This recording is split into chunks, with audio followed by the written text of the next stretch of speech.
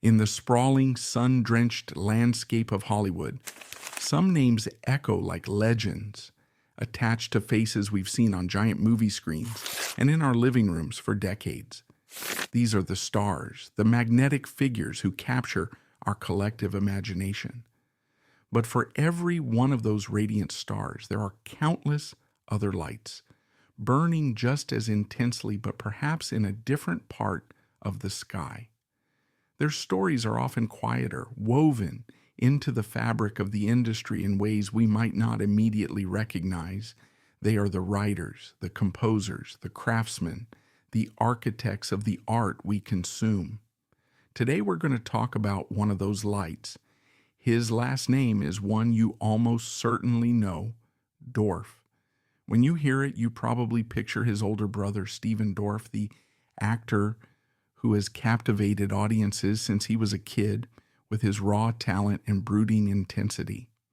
But this story is about Andrew Dorff. He was a man who walked the same Hollywood paths as his famous brother, who even stepped in front of the camera on iconic shows like Friends, but who ultimately found his true voice hundreds of miles away in a city that runs on melody and truth, Nashville, Tennessee.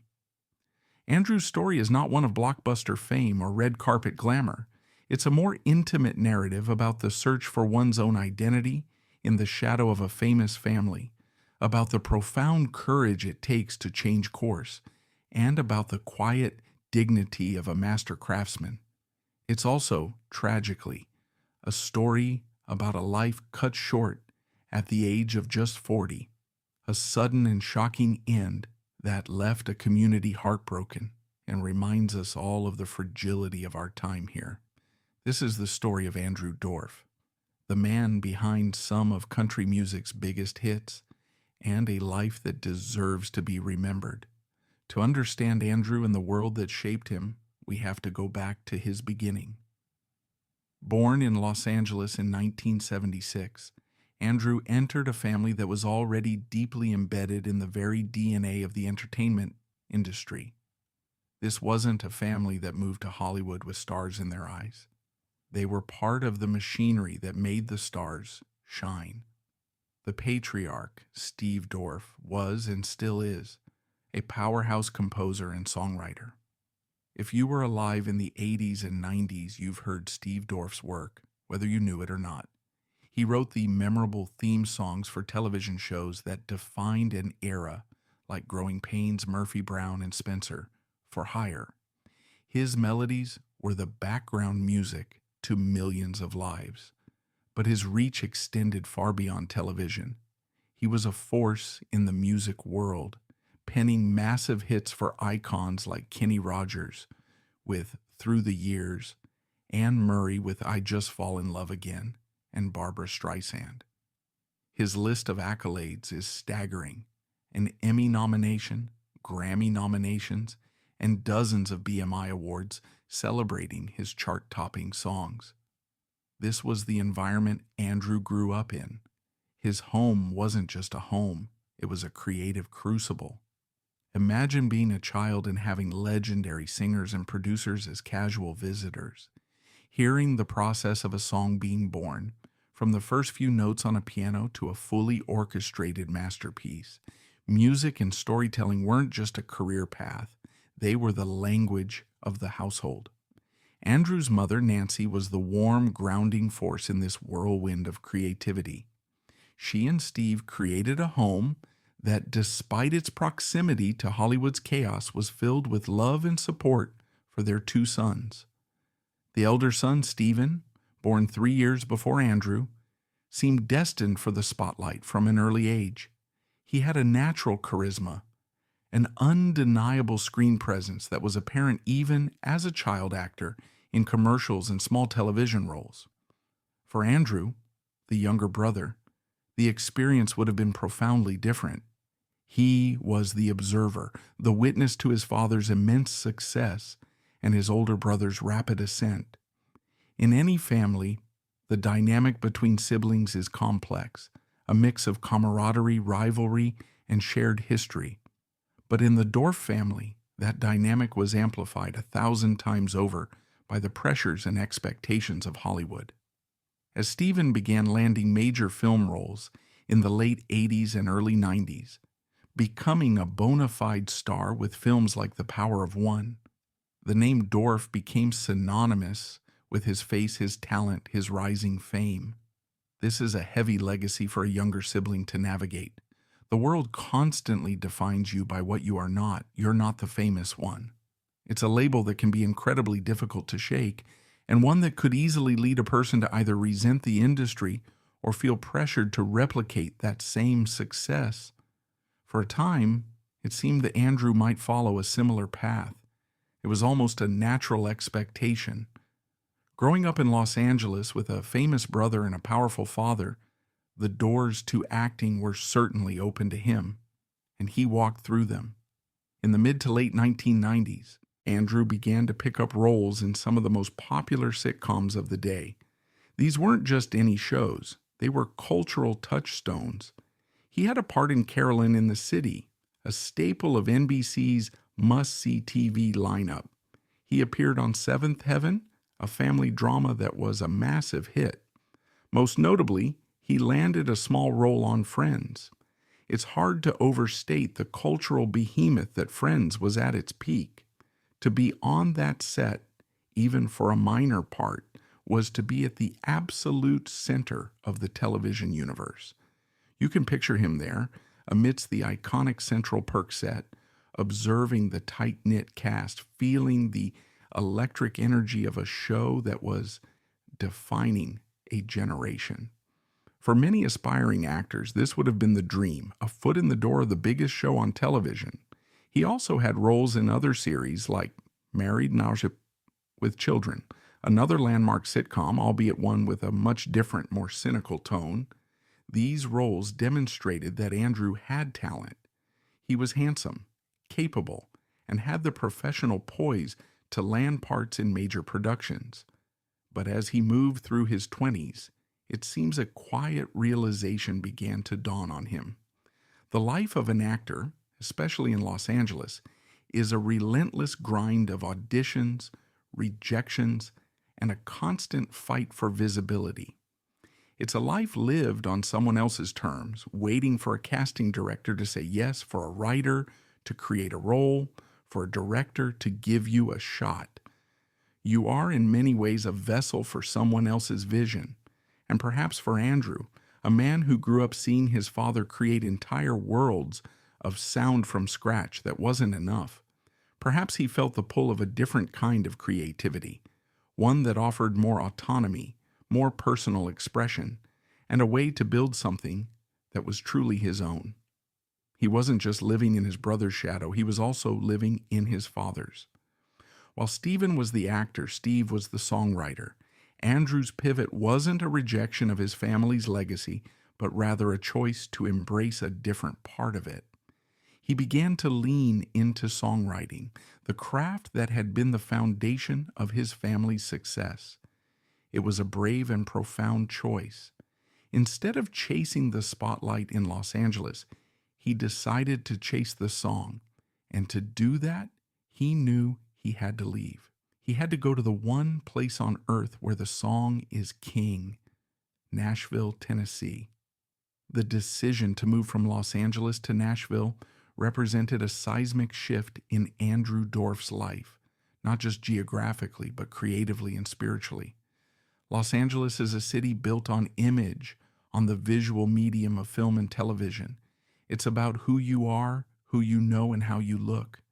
Nashville, particularly its music scene, operates on a different currency.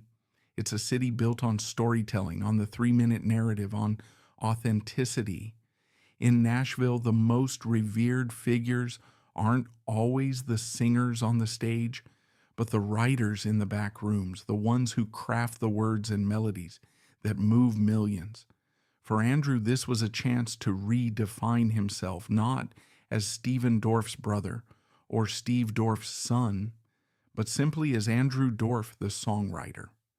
Arriving in Nashville, he wasn't a complete unknown thanks to his father's reputation, but in the highly competitive and close-knit world of country songwriting, A famous name only gets you in the door. It doesn't write the hits for you. He had to prove his worth line by line, hook by hook. He immersed himself in the culture of the city. This culture is centered around the co-write, a unique and collaborative process where 2 or 3 songwriters gather in a small room with guitars and notepads, trying to catch lightning in a bottle. It's an intensely vulnerable process, sharing raw ideas and personal experiences, trying to weave them into something universal. Andrew thrived in this environment. Those who worked with him described him as humble, hardworking, and incredibly talented. He wasn't the flashy Hollywood type. He was a craftsman dedicated to the art of the song. He spent years honing his skills, writing day in and day out, building relationships, and slowly making a name for himself based on the quality of his work, not his pedigree. And then the breakthrough came. His songs started getting cuts, meaning they were recorded by major artists. This is the goal of every Nashville songwriter. He had a song recorded by the legendary Ronnie Dunn of Brooks and Dunn. He wrote for Martina McBride, one of country music's most powerful female voices. He collaborated with rising star Hunter Hayes. Each cut was a victory, a validation of his talent and his courageous decision to change his life's direction. But it was his work with Blake Shelton that truly catapulted him to the A-list of Nashville songwriters. In 2013, he co-wrote the song My Eyes for Shelton. The track, a duet with Gwen Sebastian, was a massive hit from Shelton's album based on a true story. It was a sultry, romantic song that showcased Andrew's ability to craft a modern, catchy melody while retaining genuine emotion. The song went to #1 on the Billboard Country Airplay chart, earning Andrew his first chart topper. For a songwriter, a #1 hit is the pinnacle of success. It's the equivalent of an actor starring in a blockbuster film. He had reached the top of his new chosen profession. He proved it wasn't a fluke.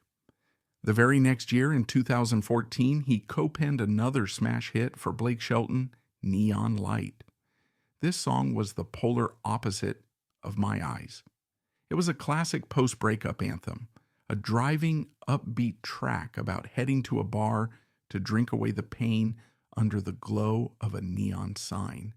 It was clever, relatable, and insanely catchy. It resonated with audiences everywhere and flew up the charts, landing at #1.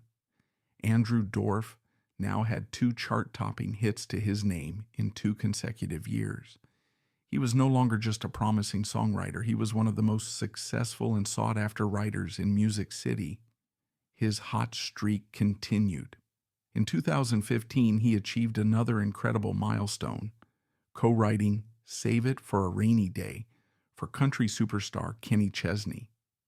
This song, about refusing to let a breakup ruin a beautiful day, was another masterclass in songwriting. It captured a universal feeling with a fresh perspective, combining a laid-back, beachy vibe with poignant lyrics. It, too, went to #1. 3 #1 hits in 3 years. It was an astonishing run that solidified his status as a premier Nashville hitmaker. He was at the absolute peak of his powers, his talent fully realized. He had successfully stepped out of the long shadows of his father and brother and had cast a brilliant shadow of his own. One of the most poignant aspects of Andrew's story is the quiet and respectful way he handled his journey. In an industry that often encourages self-promotion, he remained focused on the work. He didn't leverage his family connections in interviews or try to create a public persona. He let the songs speak for themselves. This humility earned him immense respect within the Nashville community. He was known as a great collaborator, a kind soul, and a man who was genuinely passionate about the music. There are no public records of major controversies or scandals involving Andrew Dorff. His narrative is not one of drama or discord, but one of persistent effort and artistic integrity. Any personal struggles he faced were kept private. The only debate one might find is the internal one he must have navigated. The choice between the path laid out for him in Los Angeles and the one he carved for himself in Nashville. It was a choice that speaks volumes about his character. He chose authenticity over perceived glamour, craft over celebrity. He chose to be the author of his own story, in the most literal sense. This decision, to trade the world of acting for the writer's room, is the central defining conflict of his professional life, and he resolved it with resounding success. His journey humanizes the often impersonal music industry. We hear a song on the radio, a perfectly polished 3-minute piece of entertainment, and we rarely consider the years of effort, the moments of doubt, the collaborative energy, and the personal stories that were poured into its creation. Andrew's life gives us a window into that world. We can imagine him in a room with his co-writers, tossing out a line, strumming a chord, and feeling that electric spark when a great idea is born. We can feel the pride he must have felt, hearing his own words and melodies being sung by thousands of fans in a stadium. He had found his calling, and he was excelling at it. His personal and professional lives seemed to be in perfect harmony, a testament to his hard work and the courage it took to follow his own path. In December of 2016, the Nashville music community was gearing up for the holidays. It was a time of celebration, of looking back on a successful year. For Andrew Dorff, it should have been a moment of immense satisfaction. At 40 years old, he was at the top of his game, a celebrated songwriter with a string of #1 hits and a future that looked limitlessly bright. He had plans, projects, more songs to write, more stories to tell. But in an instant of shocking, unbelievable tragedy, that future was erased. The news spread through Music City first as a rumor, then as a horrifying confirmation. Andrew Dorff had passed away. The cause was devastating in its randomness. While on a trip in the Turks and Caicos Islands, he had a fall, and the resulting complications unexpectedly claimed his life. There was no long illness, no dramatic downward spiral often associated with the pressures of the entertainment world. It was a sudden, cruel twist of fate, a reminder that life can be taken away in the most mundane and unpredictable of circumstances. He was gone at just 40 years old. The shockwave of his death was immediate and profound. The community he had worked so hard to become a part of was utterly devastated. Tributes began pouring in from the biggest names in country music.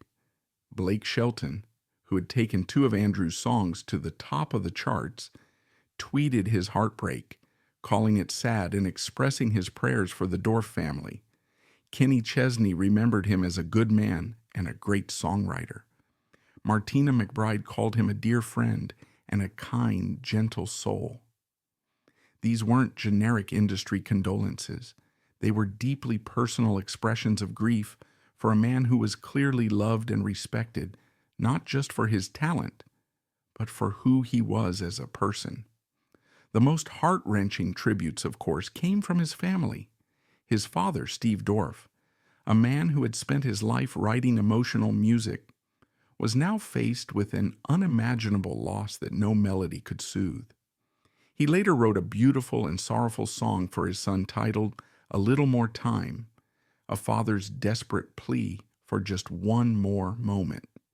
His brother Stephen, who had always been the public face of the Dorff family, was shattered. In interviews following Andrew's death, Stephen spoke with raw, unfiltered grief about the immense void his brother's passing had left. He described Andrew as his best friend, the one person he could always turn to. He spoke of his immense pride in watching his younger brother forge his own successful path in Nashville, of seeing him finally get the recognition he so richly deserved. The loss was not just the loss of a brother, but of a creative confidant and a lifelong companion. Stephen's public mourning revealed the depth of their bond, a connection that ran far deeper than their shared Hollywood upbringing. The historical significance of Andrew Dorff's story lies not in a long, sprawling career, but in its potent and concentrated brilliance, and its tragic conclusion. His passing was a significant loss to the world of music. He was a writer who was still evolving, still growing, and there is no telling what other amazing songs he had left to write. His death left a creative hole in Nashville, a voice silenced far too soon. But his impact extends beyond the music's charts. His life serves as a powerful and inspiring narrative about identity and self-determination. In a culture that often measures success by fame and visibility, Andrew's story champions a different kind of achievement: the quiet pursuit of craft, the courage to change paths, and the deep satisfaction of creating something meaningful. He proved that you don't have to be the one in the spotlight to have a profound impact. His legacy is etched into the grooves of the records he wrote for, and his words are carried on the airwaves and sung by fans who may never know his name, but who have been moved by his art. He showed that it is possible to grow in the shadow of giants and find your own place to stand in the sun. As we look back on the life of Andrew Dorff, we are left with a story of two acts. The first was his time in Los Angeles, a period of exploration in the world he was born into, a world of acting and cinematic fame. The second and more defining act was his life in Nashville, where he discovered his true creative purpose and rose to the top of his field through sheer talent and hard work. He was a bridge between two worlds, the gloss of Hollywood and the grit of Music City, and he navigated that path with grace and humility. His legacy is twofold. First, there is the tangible legacy of his music. Songs like Neon Light and Save It for a Rainy Day are now permanent fixtures in the modern country music canon. They will be played on the radio, added to playlists, and sung at concerts for years to come. They are a timeless memorial to his talent, a part of him that will never fade. Every time one of those songs plays, he is, in a way, still with us. But his more profound legacy is the human story he left behind. It's a story that speaks to anyone who has ever felt overshadowed, anyone who has ever wondered if they were on the right path, anyone who has ever had to summon the courage to start over. Andrew Dorff's life is a testament to the idea that it's never too late to find your voice, and that true success is not about meeting the world's expectations, but about fulfilling your own. He chose a quieter path, but on that path, he created an echo that will last forever. He was a son, a brother, a friend, and a master songwriter whose time was tragically short, but whose impact will endure. He was the other Dorff, the one who wrote the songs, and his story is one well worth remembering. If you like this video, hit that thumbs up, let us know your thoughts in the comments section, and subscribe so you won't miss out on future uploads. See you next time.